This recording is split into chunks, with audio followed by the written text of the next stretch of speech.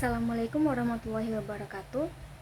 Halo semuanya, selamat datang kembali di channel ini. Kenalin, aku Nadia Esa Yuniar. Belakangan ini aku lagi merhatiin banget gimana sih teknologi itu mengubah wajah industri layanan kesehatan di Indonesia. Kalau dulu kita harus antri berjam-jam buat ambil hasil lab, sekarang pasien itu udah menuntut layanan yang serba cepat, patient-centric, dan terpersonalisasi langsung dari smartphone. Nah, PT Prodia Widya Husada Tpk, raksasa laboratorium klinik yang pegang 40,1% pangsa pasar di Indonesia, merespons ini dengan sangat agresif. Mereka bertransformasi menjadi next generation healthcare provider dengan merilis aplikasi You by Prodia dan membangun fasilitas lab yang mutakhir. Tapi, transformasi digital ini bukan tanpa masalah.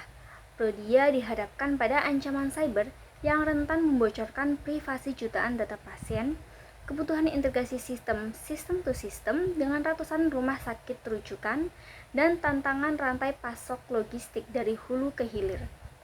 Kalau investasi teknologinya dilakukan tanpa arah, resikonya adalah pemborosan yang justru besar-besaran. Makanya, di video kali ini kita akan membedah tuntas bagaimana sih strategi Prodia. Kita akan analisis bareng-bareng menggunakan metodologi dari Ward dan Peppard, yang dimana ada 3 tahapan. Yang pertama ada tahap masukan, tahap proses, dan juga tahap keluaran. Yuk kita bahas. Nah, langkah yang pertama di metode Ward dan Peppard adalah tahap masukan atau tahap input, yang dimana kita harus memindai lingkungan bisnisnya dulu, baik dari luar maupun dalam. Untuk analisis eksternal bisnis, kita memakai 2 metode, yaitu Pastel dan juga Porter's 5 Forces. Dari kacamata Pastel, dorongan eksternalnya itu justru sangat luar biasa. Secara hukum dan politik, pemerintah mewajibkan integrasi data kesehatan ke platform Satu Sehat. Dan di saat yang sama, ada ancaman denda miliaran dari Undang-Undang Perlindungan Data Pribadi atau UU PDP kalau sampai datanya itu bocor.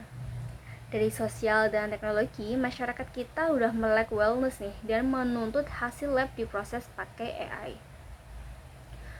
Lalu kalau kita lihat persaingannya pakai Porter's 5 Forces, ancaman pendatang baru untuk bikin lab konvensional itu memang rendah karena butuh modal yang raksasa. Tapi daya tawar pembeli itu sangat tinggi. Pasien itu gampang banget pindah kalau aplikasinya itu nggak user friendly. Makanya Prodia ini harus mengunci loyalitas ini lewat aplikasi You by Prodia. Setelah melihat eksternalnya, kita lihat nih ke dalam lewat analisis internal bisnisnya. Di sini aku memakai metode RBV atau Resource Based View dengan kerangka VRIO serta menggunakan BSC atau Balance Scorecard.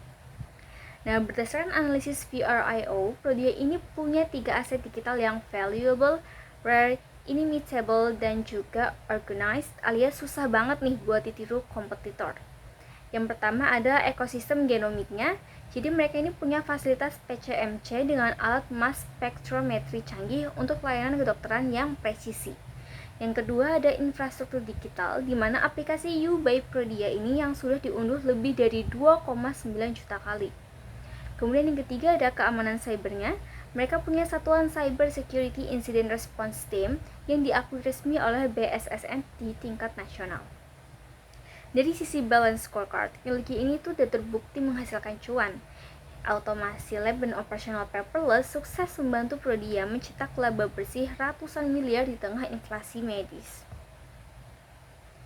Nah, masih di tahap input, kita bergeser ke analisis lingkungan SI atau TI itu sendiri. Secara eksternal, tren TI kesehatan global sekarang bertumpu pada AI, cloud computing, dan juga standarisasi keamanan internasional seperti ISO 27001. Nah, secara internal, Prodia ini udah punya sistem canggih bernama Advanced LIS Panorama untuk mengorkestrasi robotik di lab mereka. Tapi, ada kelemahannya juga. Mengelola stabilitas server dan juga network di lebih dari 400 cabang se-Indonesia itu, beban teknisnya tuh sangat berat. Plus, mereka itu butuh Internet of Things atau IoT untuk melacak suhu sampel darah di jalan agar tidak rusak. Nah, semua temuan tadi itu kita gabungkan ke dalam matriks SWOT SITI. Kesimpulan strategis dari SWOT ini adalah bahwa Prodia ini harus menggunakan kekuatan big data mereka untuk meraup peluang precision medicine pakai AI. Untuk menutupi kelemahan server fisik di ratusan cabang dan menghindari ancaman ransomware, Prodia ini wajib melakukan migrasi penuh ke arsitektur hybrid cloud. Nah, sekarang kita akan mengevaluasi semua aplikasi yang dimiliki oleh Prodia. Metode yang paling pas untuk ini adalah McFarlane Strategic Grid. Tujuannya supaya kita tahu investasi TI Prodia ini seimbang nggak sih? Nah, kita bagi aplikasinya ke 4 kuadran. Yang pertama ada strategic. Di sini ada aplikasi U by Prodia dan Genomic Information Management Systems, yang mana sistem ini tuh yang bikin Prodia itu beda dari lab yang biasa. Yang kedua yaitu ada kuadran high potential. Di sini adalah area eksperimen untuk inovasi. Prodia ini sedang menjajaki IoT untuk pelacakan sampel logistik dan juga algoritma machine learning untuk prediksi penyakit. Kemudian kuadran yang ketiga ada key operational, yang mana ini tuh adalah kunci perusahaan itu bisa berjalan, atau istilahnya mungkin urat nadinya perusahaan itu. Contohnya itu ada sistem LIS Panorama, Prodia Link untuk integrasi ke RS dan infrastruktur CSIRT. Kalau sistem di kuadran ini mati sedetik aja, operasional bisnis itu bisa langsung collapse. Nah, yang keempat itu ada kuadran support. Ini tuh aplikasi penunjang back office supaya efisien, kayak Human Capital Information System buat ngurus HR dan juga Prodia Corporate University buat pelatihan karyawan. Nah, bisa kita lihat bahwa pemetaan ini ngebuktiin kalau Prodia itu sangat piawai menyeimbangkan operasional hari ini sekaligus berekspansi untuk masa depan. Nah, akhirnya kita sampai ke tahap keluaran atau output. Dari semua framework tadi, apa sebenarnya cetak biru solusinya? Yang pertama, dari segi strategi SI bisnisnya. Prodia ini harus memperkaya interaksi omnichannel, di mana fitur seperti Smart Report 2.0 yang ditenagai AI harus terus ditingkatkan supaya pasien ini gampang baca hasil lab. Dan portal corporate B2B harus dibikin sepenuhnya paperless. Kedua, dari segi strategi TI, fokusnya ada dua, yaitu modernisasi ke hybrid cloud supaya sistem ini bisa disandingkan secara fleksibel, dan pertahanan keamanan siber tingkat tinggi yang dikawal langsung oleh CSIRT. Nah, supaya anggarannya itu bisa terukur, implementasi ini dikawal pakai OKR atau Objective Key Results dan Balance Scorecard. Target nyatanya yaitu supaya bisa mengurangi biaya operasional kertas hingga 80% dan pastikan zero data breach atau tidak ada kebocoran data sama sekali. Lalu gimana eksekusinya? Jadi kita membuatkan roadmap 3 fase.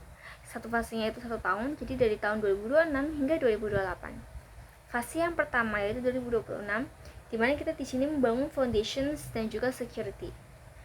Kita jangan bikin fitur-fitur yang aneh dulu deh. Fokus ke migrasi cloud dan kepatuhan mutlak UU PDP. Jadi fondasinya itu harus bisa tahan peluru. Kemudian yang fase kedua tahun 2027, di sini kita service expansion. Jadi kita di sini ekspansi layanan front end. Masukkan chatbot AI prediktif di aplikasi untuk memanjangkan pelanggan dan juga integrasi home service-nya. Kemudian fase yang ketiga yaitu tahun 2028 ada advanced innovation. Di sini itu penerapan predictive health analytics menggunakan machine learning dari data multiomics serta pelacakan spesimen pakai IoT secara penuh di 34 provinsi. Nah, sebagai kesimpulan, analisis yang rutin ini membuktikan bahwa bagi PT Prodia Widya Husada Tbk, teknologi informasi bukan cuma divisi tukang benerin komputer rusak, tapi merupakan katalisator utama pencetak keunggulan kompetitif. Visi Next Generation Healthcare Provider mereka sangat selaras dengan investasi teknologinya. Nah, saran praktis dari analisis ini adalah bahwa manajemen Prodia harus disiplin mengeksekusi roadmap tadi. Selain itu, mereka juga wajib mengadopsi arsitektur keamanan Zero Trust dan memastikan Literasi keamanan data jadi menu wajib bagi seluruh karyawan di Prodi Corporate University.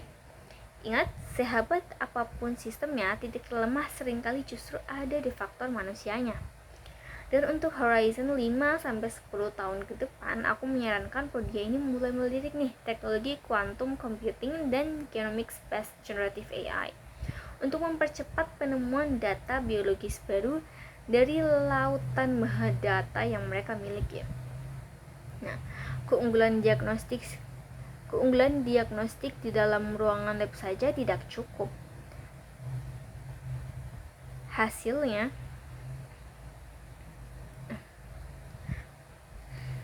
keunggulan diagnostik di dalam ruangan lab saja itu udah gak cukup kalau hasilnya gak bisa dikirim dengan cepat, personal, dan juga aman langsung ke genggaman pasien. Transformasi ini yang bakal bikin Prodi tetap jadi raja di industri ini. Gimana menurut kalian? Panjang ya perjalanannya, tapi begitulah cara kita membedah strategi bisnis pakai framework akademis yang solid. Jangan lupa like, share, dan juga kasih opini kalian di kolom komentar tentang disrupsi digital di dunia medis ini ya. Terima kasih sudah tonton sampai habis. Saya Nadia, pamit undur diri dan sampai jumpa di video selanjutnya. Bye-bye.